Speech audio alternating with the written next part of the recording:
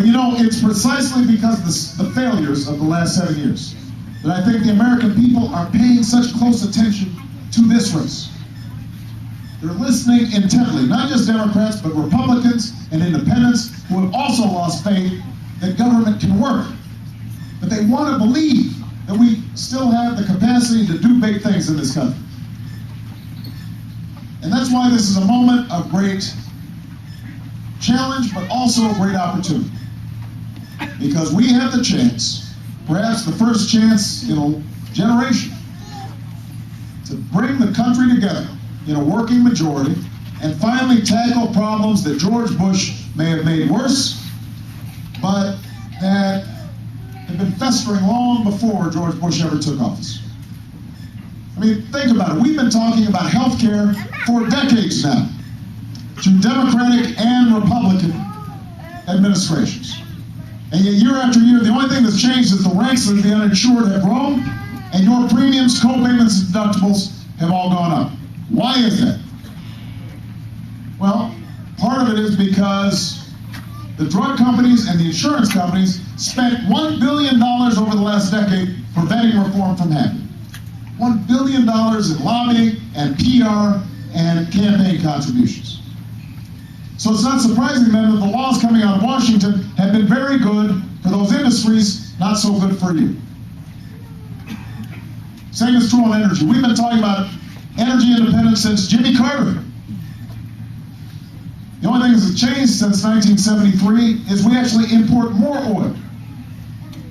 The gas prices have gone to record highs, as have the profits of ExxonMobil. Why is that?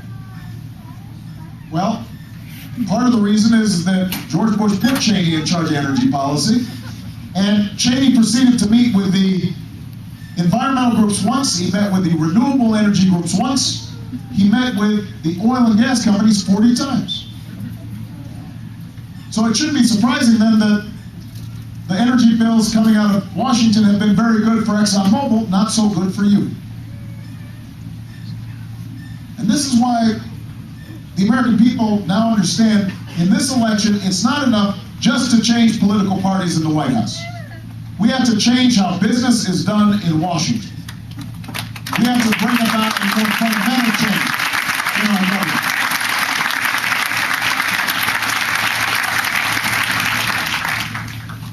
And that's why when I started this campaign in February, I said to my staff and I said to my supporters that we have to run a different campaign.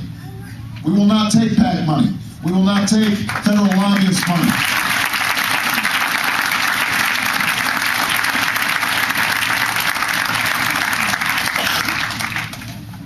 The old conventional textbook Washington campaign just won't do. And telling the American people what they want to hear instead of what they need to hear just won't do. Poll testing every position because we're afraid of what Mitt or Rudy might say about us just won't do. Spending all this money on negative ads to tear other folks down instead of lifting the American people up just won't do. Not this time. Not now.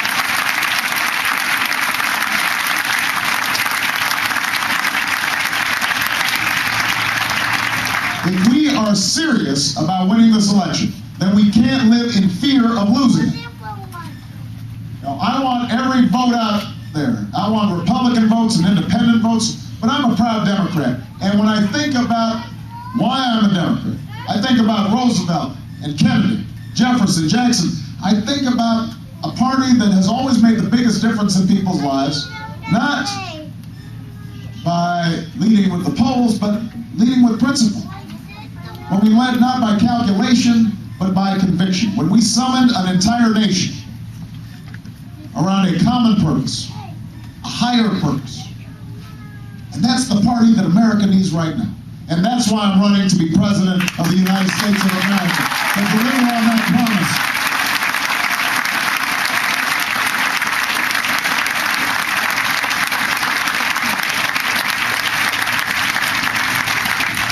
You get a better sense of what's needed when you get out of Washington. You know, I've been traveling all across the state of Iowa, and every once in a while we'll set up a roundtable discussion, just 6 or 8 Iowans, so that I can listen to them instead of just doing the talking all the time. You know, about a week and a half ago, we had a roundtable just on what's happening in people's economic lives. And it was a diverse group of people, and one young lady, she was 22 years old. She is looking after her younger sister who has cerebral palsy. She's going to school full-time, and she's working the graveyard shift at Federal Express, taking packages and hauling them out to airplanes so that we can get all the stuff we sent.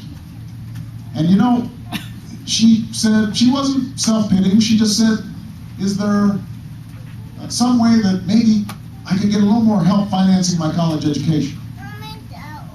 Is there some way that my sister can get health care that's a little bit better? She goes to sleep at 9:30 every night, she wakes up at 1 so she can get to her job. That's all the sleep she gets every night. There was a senior citizen there, had just retired, wasn't sure whether under the prescription drug plan, she wasn't going to hit the donut hole and not be able to afford the drugs that she needs to stay alive. And she was fearful. It's nice little music. I do that all the time. Sometimes it's in my pocket. It's really embarrassing. But unlike Rudy, I don't answer it.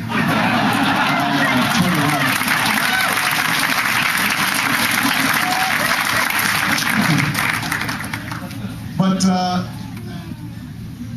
you know, there are millions of people like this all across America, all across Iowa.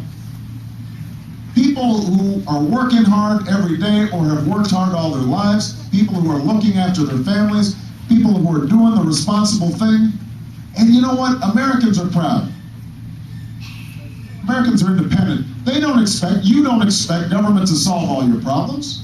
You know you've got to work hard. You take your responsibility seriously.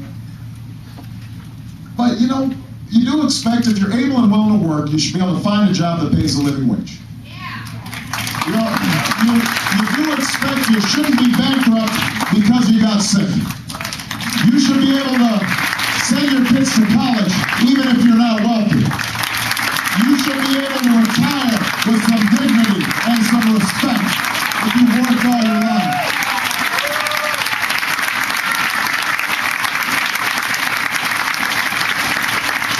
It's not a lot.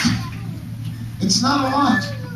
And although you don't expect government to solve all your problems, you do hope that for all the tax dollars that you're paying, that maybe they can help knock down some of the barriers that stand between you and your dreams.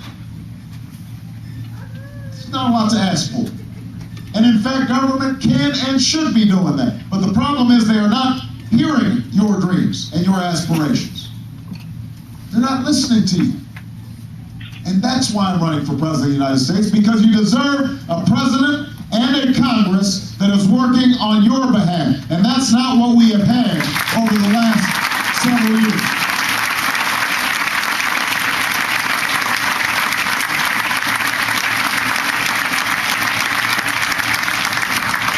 So I'm in this race to let the corporate lobbyists know that their days of setting the agenda in Washington are over.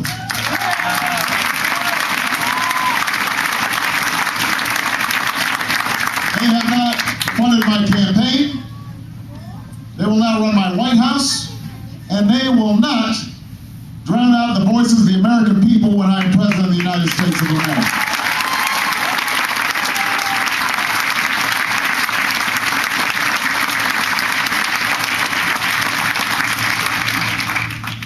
I'm in this race to take tax breaks away from companies that are shipping jobs overseas and put those tax breaks to work right here in the United States of America.